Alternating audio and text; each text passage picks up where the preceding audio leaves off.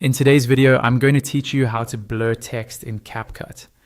We'll be working in the CapCut desktop app, not the web version.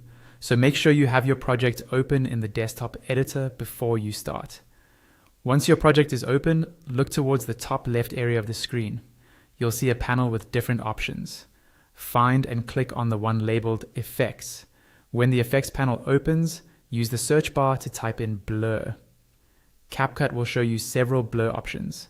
For this tutorial, choose either Gaussian blur or basic blur. Both will work well for hiding text while keeping the rest of your video visible and clear.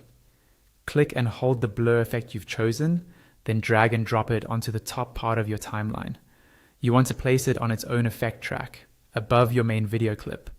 This tells CapCut to apply the blur as an overlay that you can then control and mask, instead of blurring the entire video automatically. Next, click on the blur effect track you just added so it's selected. When it's selected, look to the top right of the screen for the Properties panel. This panel shows all the settings you can adjust for that blur effect. In the Properties panel, switch over to the tab labeled Mask. This is where we'll control exactly where the blur appears. Click on Add Mask or the plus icon, then choose the rectangle option. CapCut will place a rectangular mask in your preview window. You'll see handles around the edges of this rectangle. Use these handles to resize the mask so it's just large enough to cover the text you want to blur. You don't need to make it too big.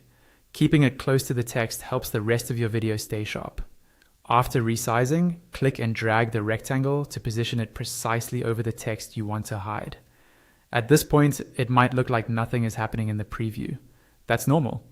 To see the blur effect clearly, press play on your project or move the playhead over the section with the mask. You should now see that the text under the rectangle is blurred, while everything else remains in focus. And that's it. You've successfully blurred text in CapCut using an effect and a mask, giving you a clean and professional way to hide sensitive or distracting text in your video.